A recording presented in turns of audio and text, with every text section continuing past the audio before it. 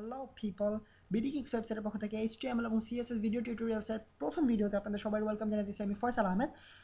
So আপনাদের যারা already HTML সম্পর্কে কিছুটা আইডিয়া আছে অথবা সিএসএস সম্পর্কে কিছুটা আইডিয়া আছে তারা নিশ্চয়ই অলরেডি জানেন এইচটিএমএল কি এবং সিএসএস কি। বাট যারা জানেন না অথবা ভুল করে এই টিউটোরিয়ালে চলে আসছেন তাদেরকে জানানোর জন্য বলতেছি যে এইচটিএমএল হচ্ছে বেসিক্যালি ওয়েবসাইট ডেভেলপিংয়ের একটা ল্যাঙ্গুয়েজ, যেটার মাধ্যমে আমরা যত সুন্দরই হোক অথবা যত বাজেই হোক দেখতে যে কোনো ওয়েবসাইট আমরা ক্রিয়েট করতে পারি।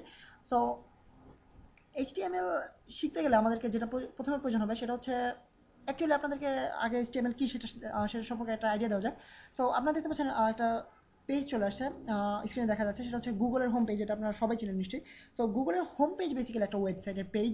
সো এই পেজটা তৈরি করা হয়েছে এইচটিএমএল ব্যবহার করে এবং সিএসএস ব্যবহার করে অথবা হয়তো অন্য আরও কিছু প্রোগ্রামিং ল্যাঙ্গুয়েজ ইউজ করে, বাট বেসিক্যালি এটা ডিজাইন করা হয়েছে এইচটিএমএল ইউজ করে। সো আপনারা এসে বুঝতে পারতেছেন যে আমরা এইচটিএমএল দিয়ে কত কিছু করতে পারি, এটা আই মিন বেসিক আইডিয়া পেয়েছেন। সো দেখানো যাক আপনাদেরকে আসলে এইচটিএমএল কি। সো আপনারা যে কোনো পেজে, ওয়েবসাইটের যে কোনো পেজে, আপনারা যে কোনো ওয়েবসাইটে গিয়ে পেজে দেখবেন, আপনারা যদি কেউ হয়তো বা মজিলা ফায়ারফক্স ইউজ করতেছেন অথবা কেউ গুগল ক্রোম ইউজ করতেছেন অথবা কেউ ইন্টারনেট এক্সপ্লোরার অথবা কেউ অপেরা ইউজ করতেছেন, বাট যেই ব্রাউজার ইউজ করে থাকুন না কেন, আপনারা জাস্ট রাইট ক্লিক করবেন পেজে এবং দেখবেন একটা অপশন চলে আসছে, সেটা হচ্ছে ভিউ পেজ সোর্স এই নামে একটা অপশন পাবেন। তো পেজ সোর্সে ক্লিক করলে আপনারা দেখতে পাবেন কিছু হাবিজাবি আজাইরা লেখা লেখা চলে আসছে স্ক্রিনে।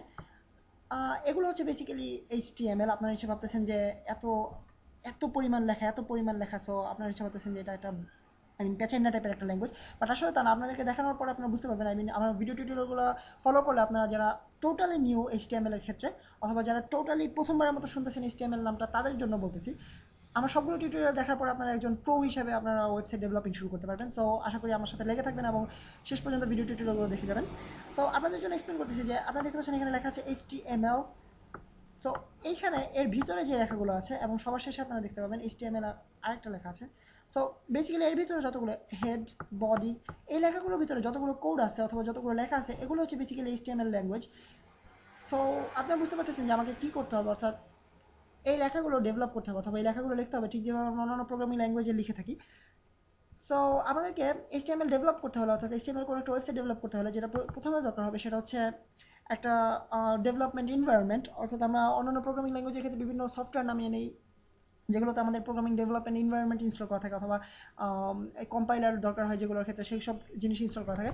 বাট আপনাদের জন্য সুখবর অথবা আনন্দ সংবাদ যেটা, সেটা হচ্ছে আমাদের এইচটিএমএল ডেভেলপ করার ক্ষেত্রে অথবা ওয়েবসাইট ক্রিয়েট করার ক্ষেত্রে কোনো এক্সট্রা সফটওয়্যার দরকার নেই।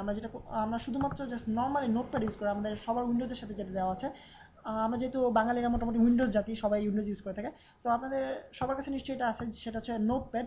নোটপ্যাডের মধ্যে আমরা জাস্ট নর্মালি আমরা এইচটিএমএল ডেভেলপমেন্ট করতে পারি, অর্থাৎ এইচটিএমএল এর আলাদা কোনো ইন্টিগ্রেটেড ডেভেলপমেন্ট এনভায়রনমেন্ট দরকার নেই। আমরা জাস্ট নর্মালি নোটপ্যাডের মধ্যে ডেভেলপ করতে পারি অথবা এইচটিএমএল প্রোগ্রামিং করতে পারি। বাট আমি রেকমেন্ড করবো এবং আমি পার্সোনালি প্রিফার করি যে আমরা অন্য একটা স্পেশাল ডেভেলপমেন্ট এনভায়রনমেন্ট ইউজ করবো, যেটা খুবই ছোট একটা সফটওয়্যার এবং আপনারা নিশ্চয়ই চিনেন, অনেকের কাছে হয়তো অলরেডি ইনস্টল করা আছে, সেটা হচ্ছে নোটপ্যাড প্লাস প্লাস।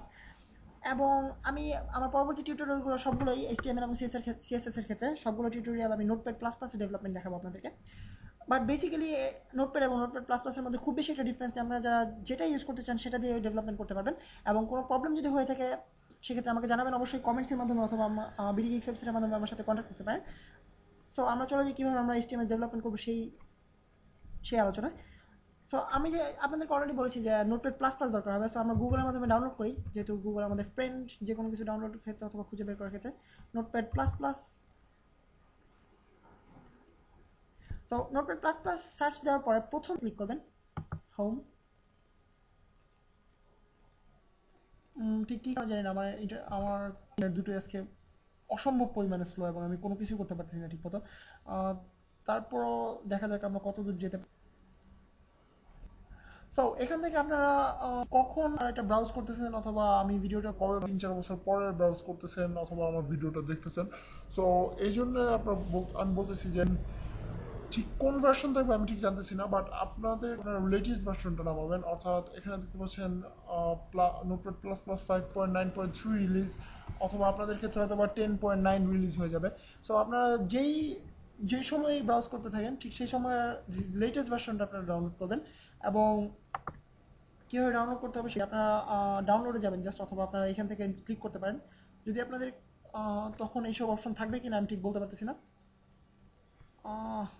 এত স্লো হলে আমি ইউজ করবো কীভাবে? আপনারা জাস্ট সিম্পলি ডাউনলোডে যাবেন।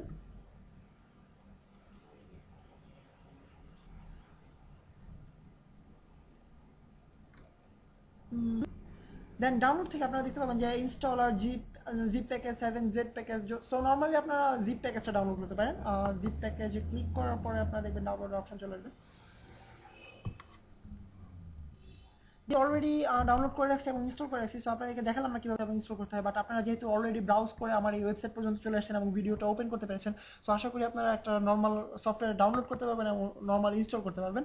সো বেসিক্যালি আশা করি আপনারা অলরেডি ইনস্টল করে ফেলেছেন। দেন আপনাদেরকে যেটা করতে হবে সেটা হচ্ছে নোটপ্যাডের একটা, আপনারা চাইলে স্ক্রিনে একটা শর্টকাট ক্রিয়েট করে রাখতে পারেন, শর্টকাট আইকন। এক্ষেত্রে আমাদের সুবিধা হবে সবসময় প্রোগ্রামিং করার ক্ষেত্রে। সো আপনাদেরকে জাস্ট ডাবল ক্লিক করে নোটপ্যাড ওপেন করতে হবে।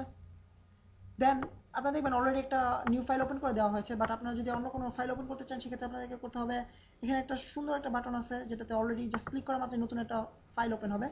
অথবা আপনারা এখানে ফাইলে ক্লিক করার মাধ্যমে, দেখতে পাচ্ছেন কিনা বলতে পারতেছি না, ফাইলে ক্লিক করার মাধ্যমে দেখবেন এখানে নিউ একটা অপশন, আবারও দেখতে পাচ্ছেন না, গড এই জিনিসটা আজকে আমার ছাড়বে না যেহেতু আমি কম্পিউটার আমার কিছুই কাজ করতেছে না। যাই হোক, আপনারা এখানে ফাইলে ক্লিক করে দেখবেন একটা অপশন আছে নিউ।